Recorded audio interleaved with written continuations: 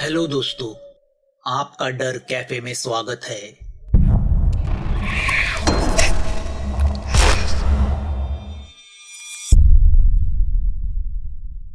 मंडी हिमाचल में बसा एक छोटा सा नगर। पुष्कर अग्रवाल का वहीं पे तबादला हुआ। प्रगति बैंक के चंडीगढ़ शाखा में वह कैशियर था। वैसे उसकी उम्र ज्यादा नहीं थी, मगर उसके सपने बड़े थे। वैसे तो वह 30 साल का था, मगर उसे पूरे जन्म कैशियर बन के नहीं रहना था। इसलिए मंडी की छोटी सी जगह पे जब उसे बैंक मैनेजर बनने का मौका मिला तो उसने बिना कुछ आगे पीछे सोचे हाँ कर दिया, क्योंकि अगर प्रमोशन चाहिए तो छोटी जगह जाने के सिवा कोई दूसरा विकल्प नहीं था। मगर मंडी आने के बाद उसे उसके फैसले पे अफसोस हुआ, क्योंकि मंडी बहुत ही छोटी जगह थी। चंडीगढ़ की तुलना में तो वह एक गांव ही था। ना नाइट लाइफ, ना मॉल्स, ना थिएटर, जहां जाने का पुष्कर आदी था। पुष्कर की चंडीगढ़ से मंडी आने की और एक वजह भी थी, और वह थी तन्वी, जिससे उसका ब्रेकअप हुआ था। तन्वी ने किसी और से शादी कर ली थी। लड़का बिजनेसमैन था। तन्वी ने अपना स्वार्थ देखा था। करोड़ों के टर्नओवर वाले बिजनेसमैन के सामने 35,000 कमाने वाले कैशियर की क्या औकात। और इसी बात से पुष्कर बहुत हर्ट हुआ था। वैसे मंडी भले ही गांव था, मगर प्रकृति और नेचर से स्वर्ग था। वहाँ की आबो हवा कुछ और ही थी। यहाँ कोई आता तो वापस जाने का नाम नहीं लेता। बीमारी यह शब्द तो वहाँ के लोगों की डिक्शनरी में था ही नहीं। मगर शहर की भीड़भाड़ में रहने वाला पुष्कर वहाँ आके एकदम अकेला सा पड़ गया था। बैंक में गिन के 4 लोग थे, विजय गुप्ता, विनीत, नेहा और प्यून कम सिक्योरिटी गोविंद।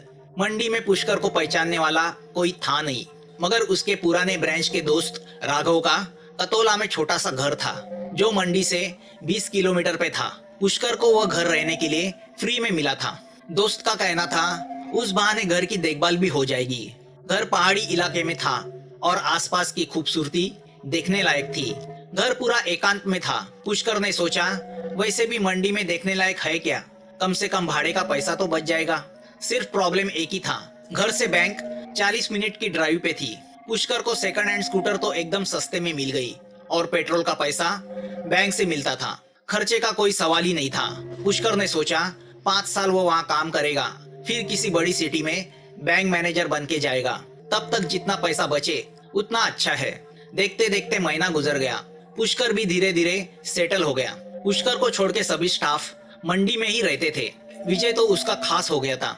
विजय ने पुष्कर से कहा कि वो कतोला छोड़ के मंडी में ही कई घर देखे, मगर पुष्कर को वो पहाड़ी वाला घर बहुत भाने लगा था। चारों ओर पहाड़ियाँ और उनमें बहती ताजी हवा सुबह सुबह मन को तरोताजा कर देती थी। वह बात अलग है कि ठंडी के मौसम में कड़ाके की ठंडी होती थी और बारिश में धुआंधार बारिश। मगर अभी इसकी कल्पना पुष्कर को नहीं थी, क्योंकि फरवरी का महीना जो चल रहा था। विजय ने उससे कहा कि वह उसकी पहचान से उसे मंडी में सस्ता घर दिलाएगा, मगर पुष्कर का मन कुछ अकेला रहने को कर रहा था। तन्वी के मैटर की वजह से वह लोगों से उकता गया था। उसने विजय से कहा कि वह 1 साल कतोला में रहेगा, अगर अच्छा नहीं लगा तो वह मंडी शिफ्ट करेगा। छोटे कस्बे में बैंक मैनेजर होने का फायदा पुष्कर को जल्दी ही चला। सब मंडीवासी उसे जानने लगे थे, सब उसका आदर करते थे। हर दिन कोई ना कोई उसे कुछ ना कुछ चीजें दे के जाता था। विजय भी कितनी दफा अपने बॉस के लिए ज्यादा टिफिन लेके आता था, तो सब कुछ अच्छा ही चल रहा था। पुष्कर का डेली रूटीन फिक्स था। वह 7 बजे उठता था, थोड़ी एक्सरसाइज करता था। वह अच्छा कुक था, तो उसे खाने की चिंता नहीं थी। सुबह के नाश्ते में वह अंडा पाव नहीं तो पराठा चटनी खाता था, और निकलते वक्त 1 गिलास दूध पीता था। 10 बजे स्कूटर से सीधा बैंक चले जाता था। 40 मिनट में बैंक पहुंच जाता था। पुष्कर को किसी बात की प्रॉब्लम ही नहीं थी। रात को 8 बजे वो घर के लिए वापस निकलता था। घर में आते ही नहा लेता था और फिर पुराने गाने सुनते सुनते डीएसपी ब्लैक विस्की के 2 पैग मारता था। फिर दाल चावल और आमलेट खा के सो जाता था। सिर्फ रविवार को उसका अलग प्रोग्राम होता था। सुबह सुबह वह चिकन नहीं तो मटन बना के साथ में ब्रेड लेता था और अपने स्कूटर से सफर पे निकलता था। उसे घूमना पसंद था, इसलिए रात को बैंक से निकल के सुनसान अंधेरे रास्ते पे स्कूटर चलाना उसे बोर नहीं करता था। वो उसे भी एंजॉय करता था। मूड किया तो 2 पैग मारे, मूड किया तो चिकन खाया, मूड किया तो अकेले घूमने निकले, और मूड किया तो जल्दी सो गए। बैचलर होने का यही फायदा था। मगर इसी माहौल में उसे कभी कभी तन्वी की याद आती थी। सचमुच जिंदगी में एक औरत का होना कितना जरूरी होता है। आखिर शरीर की भूख भी तो कोई चीज होती है। सब कुछ अच्छा चल रहा था और मार्च का महीना शुरू हुआ। पुष्कर का तो सब टाइम टेबल बिगड़ गया। बैंक का ईयर एंडिंग था। सब अकाउंट्स की रिपोर्ट्स मेन ब्रांच में भेजनी पड़ती थी और बैंक में लोग कम थे और आज के दिन कुछ ज्यादा ही काम था। देखते देखते रात के 11 बज गए। बैंक में सिर्फ वह विजय और गोविंद रह गए थे। गोविंद तो बैंक में ही रहता था। विजय ने घड़ी में देखा और पुष्कर से कहा, सर 11 बज रहे हैं, आप चले जाइए, कल देखते हैं। ऐसा काम करेंगे तो सुबह हो जाएगी, अभी मार्च खत्म होने में टाइम है। पुष्कर ने उसे देखा और कहा, विजय एक काम करो, तुम निकलो, मैं भी बस 10 मिनट में ही निकल रहा हूँ। तुम घर गृहस्थी वाले हो, मेरा क्या है, अकेला हूँ। पुष्कर की बातें सुनकर विजय हंसकर बोला, ठीक है सर, मगर वो पार्सल मत भूलना। विजय ने पार्सल की ओर इशारा किया। पुष्कर ने पार्सल की तरफ देखा और उसे अपने टाइम टेबल की याद आ गई। आज शुक्रवार है, कल सेकंड सैटरडे, मतलब बैंक बंद। आज तो उसका जी भर के पीने का और पुराने गाने सुनने का दिन है, मतलब आज उसकी रात है। पार्सल में मटन बिरयानी और चिकन मसाला था जो उसने पहले से ही मंगा के रखा था। उसके आंखों के सामने अलमारी में रखी ब्लैक डॉग विस्की आ गई जो उसने अभी तक चखी नहीं थी। ब्लैक डॉग पीते पीते आराम से सोएंगे, कल छुट्टी ही तो है। 2 मिनट में यह सब पुष्कर की आंखों के सामने आ गया। उसने विजय से कहा, ठीक है विजय, तुम निकलो वरना तुम्हें लेट हो जाएगा। विजय जाने के लिए मुड़ा कि अचानक उसे कुछ याद आया। उसने चिंता भरे स्वर में पुष्कर से कहा, सर बहुत देर हो गई है, आज आप मेरे घर पे रुक जाइए। अरे कोई बात नहीं, स्कूटर है ना, आधे घंटे में पहुंच जाऊंगा। पुष्कर ने सामने कंप्यूटर में देख के कहा। तो उस पर विजय ने उससे कहा, ठीक है सर, मगर ननली से राइट वाला शॉर्टकट मत लेना। क्यों रे? पुष्कर ने नीचे पेपर में देख के पूछा। सर वहाँ मुस्लिम लोगों का कब्रिस्तान है और आज अमावस है। पुष्कर ने नजर उठा के उसे देखा और जोर से हंसने लगा। तुम भूतों पे विश्वास रखते हो? सर विश्वास हो या ना हो, आप सीधे रास्ते जाइए, वरना आज की रात मेरे घर रुक जाइए, फिर सुबह चले जाना। पुष्कर ने एक पल विजय के सीरियस चेहरे को देखा और कहा, ठीक है, मगर आज मुझे घर जाने दो। तुम्हें पता है ना, आज मेरा प्रोग्राम रहता है, 2 पैक लूंगा वरना नींद नहीं आएगी। मैं सीधे रास्ते ही जाऊंगा। सर पहुंचने के बाद फोन जरूर करना। विजय ने पुष्कर से बेचैन होकर कहा। अरे कोई जरूरत नहीं, मैं कल सुबह फोन करूंगा, तुम टेंशन मत लो।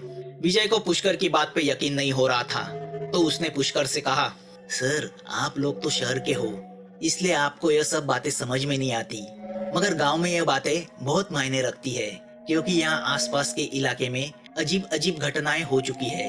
ओके बाबा, मैं सीधे रास्ते जाऊंगा, 15 मिनट बचा के करना क्या है? पुष्कर ने स्माइल करते हुए उससे कहा। विजय ने एक बार पुष्कर को देखा और वह चला गया। उसके जाने के बाद 5 मिनट में ही पुष्कर को भी कंटाला आ गया। उसकी ब्लैक डॉग उसे बुला रही थी। उसने फाइल उठा के अलमारी में रख दी और लैपटॉप बंद करके सैक में डाला। पार्सल की थैली उठा के वह बैंक के पिछले दरवाजे से बाहर आ गया। उसने बैंक का दरवाजा लॉक किया। बाहर गोविंद कुर्सी पे बैठ के आलस दे रहा था। पुष्कर को देखते ही वो खड़ा हो गया। सर आप जा रहे हो? मुझे लगा आज आप बैंक में ही रहेंगे। 12 बजने को आ रहे हैं ना? तो क्या हुआ, 12 तो रोज बजते हैं। पुष्कर ने उसे घूरते हुए कहा। सर ननली से मत जाइएगा। अब गोविंद ने उससे वही बात की। मतलब कब्रिस्तान से नहीं जाओ, यही ना? पुष्कर ने उसे घूरते हुए पूछा। नहीं सर, आज अमावस है ना, इसलिए कहा। ठीक है, पुष्कर ने बेपरवाही से उससे कहा और स्कूटर की डिक्की से हेलमेट निकाल के खाने का पार्सल अंदर रखा और स्कूटर का स्टार्टर दबाया, मगर स्कूटर स्टार्ट होने का नाम ही नहीं ले रही थी। लगता है इसको भी ठंड चढ़ गई, पुष्कर ने चिढ़ के कहा। उसने उतर के स्कूटर को किक मारना शुरू किया। तीसरी किक में स्कूटर स्टार्ट हो गई। अब वो मंडी के सुनसान रास्ते से चल पड़ा। छोटे टाउन के लोग तो 9 बजे ही खाना खा के सो जाते हैं, इसलिए रास्ते में पूरा सन्नाटा फैला था। बीच बीच में कुत्तों के भौंकने की आवाजें आ रही थी। सुबह का वह भीड़भाड़ वाला इलाका अब सन्नाटे में तब्दील हुआ था। पुष्कर को वह देख के आश्चर्य हुआ। वह पहली बार इतनी रात को वहाँ से गुजर रहा था। मंडी छोड़ के अब उसकी स्कूटर पहाड़ी और जंगल के इलाके में प्रवेश कर चुकी थी। मार्च जस्ट शुरू ही हुआ था, मगर पहाड़ी इलाका होने की वजह से मौसम में काफी ठंड थी। ऊपर से जोर की हवा बह रही थी। पुष्कर को स्कूटर चलाने में तकलीफ हो रही थी। उसके हाथ सिकुड़ने लगे थे। उसको पहाड़ी मौसम की आदत नहीं थी, वरना वह एक स्वेटर अपने पास रखता। अब वह सोच के कुछ फायदा नहीं था, घर तो जाना ही था। बस 40 मिनट की बात थी। पत्तों की सड़सड़ाहट, रात कीड़ों की किरकिर और स्कूटर का भद्दा सा आवाज बस रोड पे यही 3 आवाजें सुनाई दे रही थी। पुष्कर ने स्कूटर का स्पीड बढ़ाया। अमावस होने के कारण आसपास के माहौल में पूरा अंधेरा फैला हुआ था। रोड पे स्कूटर का छोटा सा हेडलाइट ही दिख रहा था। ना जाने क्यों पुष्कर को अमावस की याद आ गई और उसने एक्सीलेटर बढ़ाया। अब आसपास एक भी घर नजर नहीं आ रहा था। आगे ननली का मोड़ आने वाला था। पुष्कर को ऐसा लग रहा था कि कब वह घर पहुंचता है और विस्की का घूंट गले के नीचे उतारता है। उसने एक्सीलेटर और बढ़ाने की कोशिश की और स्कूटर ने दगा दे दिया। वह थड़थड़ आवाज करके रुक गई। पुष्कर ने किक मार के उसे स्टार्ट करने का प्रयास किया, मगर 15-20 किक के बाद उसकी टांगे भी जवाब दे गई। उसने गुस्से से स्कूटर को एक जोर की लात मार दी। एक गंदी सी गाली उसके मुंह से निकली। उसके प्रोग्राम की माँ बहन एक हो गई थी। उसने स्कूटर को ढकेलते हुए एक झाड़ के नीचे खड़ा किया। अब घर तक चल के जाने के सिवा कोई और चारा नहीं था। पुष्कर ने फैसला किया कि कल फोन करके वो मैकेनिक को स्कूटर कलेक्ट करने को बोलेगा। पुष्कर ने घड़ी में देखा, 12:15 बज रहे थे। अब टाइम पास करने का कोई मतलब था नहीं। उसने डिक्की में से पार्सल निकाला और पैदल चल पड़ा। सुबह वहाँ की खूबसूरती देखने लायक थी, मगर अब वह माहौल कुछ ज्यादा ही भयानक लग रहा था। किसी ने कहा है, डर लगे तो गाना गा, मगर पुष्कर ने गाना सुनना पसंद किया। उसने पॉकेट में से ईयरफोन निकाला और कान में डाला। अब मोबाइल पे गाने सुनते सुनते वह चलने लगा। उसने शाम से कुछ खाया नहीं था। पेट में आग भी भड़क चुकी थी, ऊपर से ठंड। पुष्कर ने खुद को गाली दी।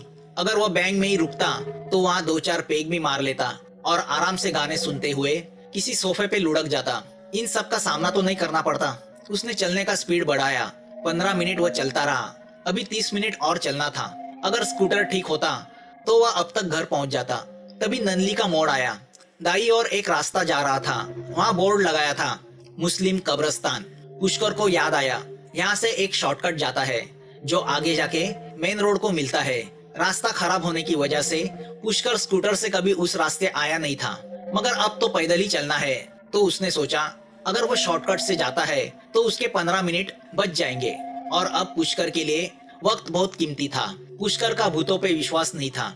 उसके दोस्तों के कहने के अनुसार आजकल के लोग भूतों से भी डेंजर हो गए हैं। भूत लोगों से डरने लगे हैं। पुष्कर को इसी बात पे हंसी आ गई। वह कब्रिस्तान के रास्ते पे मुड़ा। उस रास्ते पे कुछ ज्यादा ही अंधेरा था। पुष्कर ने मोबाइल का टॉर्च ऑन किया। वहाँ ठंड भी ज्यादा थी। अब कब्रिस्तान शुरू हुआ। उसे अंधेरे में दूर दूर तक फैली हुई सफेद कब्रें दिखाई दे रही थी। जैसे ही पुष्कर की नजर उन कब्रों पे पड़ी, उसने चलने का स्पीड बढ़ाया। अब सिर्फ रात कीड़ों की आवाजें और उसके जूतों की आवाज आ रही थी। पुष्कर पहली बार कब्रिस्तान देख रहा था। थोड़ी देर चलने के बाद उसे कहीं से कुछ जलने की गंध आने लगी। उसने वहां पे नजर घुमाई। उसे दूर कहीं आग जलते हुए दिखाई दी। उसने अनदेखा करके अपना चलना जारी रखा, मगर जैसे ही वह आग पास आने लगी, उसे कुछ बड़बड़ाने की आवाजें भी सुनाई पड़ी। पुष्कर ने ध्यान से सुना तो उसे पता चला वह किसी मंत्र का चैंटिंग है। कोई तो मंत्र को बड़बड़ा रहा था। मंत्र शायद उर्दू या फारसी भाषा में थे। पुष्कर की जिज्ञासा जाग उठी। इतनी रात ऐसी जगह ये कौन है जो यह हरकतें कर रहा है? पुष्कर को कुछ अजीब सा लगा। उसने पास जाके देखने का सोचा। उसे पहले लगा हो सकता है किसी के दफन की विधि चल रही हो, मगर इतनी रात को दफन? पुष्कर को लगा पास जाके देखने में क्या प्रॉब्लम है। उसने अपने मोबाइल का टॉर्च बंद किया और वह उस आग की तरफ बढ़ा। थोड़े पास जाते ही उसकी नजर पे वह दृश्य पड़ा। 2 आदमी आग के पास बैठकर कुछ कर रहे थे। आग की रोशनी में पुष्कर को वहां पड़ी एक लाश दिखाई दी। उस लाश को सफेद कपड़े से ढका हुआ था। उसका सिर्फ मुंह ही दिख रहा था। आग की रोशनी उस लाश के मुंह पे गिर रही थी, जिससे वो और भयानक लग रही थी। उस इंसान को मरे ज्यादा दिन नहीं हुए होंगे। उन दोनों में वो बूढ़ा दिखने वाला आदमी कुछ मंत्र बड़बड़ा रहा था। उसकी आंखें बड़ी हो गई थी। उस थरथराती रोशनी में उसकी सफेद बड़ी दाढ़ी और वो मंजर बहुत डरावना लग रहा था। उसके पास बैठा वो दूसरा आदमी चुपचाप बैठा हुआ था। उस बूढ़े आदमी ने अपनी झोली में से कुछ भस्म निकाला और उस लाश के सर पे लगाया। फिर छोटी बोतल में से पानी निकाल के उसने कुछ बूंदे उस लाश पे छिड़क दी। वो फिर से मंत्र पढ़ने लगा। बाद में उस बूढ़े ने एक मोमबत्ती निकाल के उस लाश के माथे पे रख दी और उसे जलाया। फिर कोई काला भस्म निकाल के उस लाश की मुंह में डाल दिया। पुष्कर एक झाड़ के पीछे छुप के उनकी यह अजीब हरकतें देख रहा था। जैसे ही बूढ़े ने जोर से मंत्र पढ़ना शुरू किया, वो मोमबत्ती बुझ गई। धीरे धीरे उस लाश में हलचल पैदा हुई। लाश ने हाथ हिलाना शुरू किया वह मंजर देख के पुष्कर के पैरों तले जमीन खिसक गई। अब बूढ़ा, जो शायद कोई मांत्रिक था, वह हवा में हाथ उठा के किसी को ललकारने लगा। उसकी उस ललकार की आवाज अब पूरे कब्रिस्तान में गूंजने लगी। अचानक उस लाश ने आंखें खोली। उसकी आंखें पूरी सफेद थी, उसके आंख की पुतली भी सफेद थी। वह लाश अजीब सी आवाज करने लगी। झाड़ के पीछे छुप कर देखने वाले पुष्कर को उस ठंड में भी पसीना छूटा। उत्तर भारत में उस तरह की अघोरी बातें चलती है, यह उसने सुना था, मगर अब वह अपनी आंखों से वह सब देख रहा था। दोस्तों, यह पार्ट यही खत्म होता है। इस कहानी का अगला पार्ट जल्द आपके सामने आ जाएगा। अगर आपको यह कहानी अच्छी लगी हो तो प्लीज इस चैनल को सब्सक्राइब कीजिए। आपके कमेंट्स का हमें इंतजार रहेगा और नोटिफिकेशन के लिए बेल आइकन दबाना मत भूलना। जल्द मिलेंगे एक नए डर के साथ। Thanks for watching.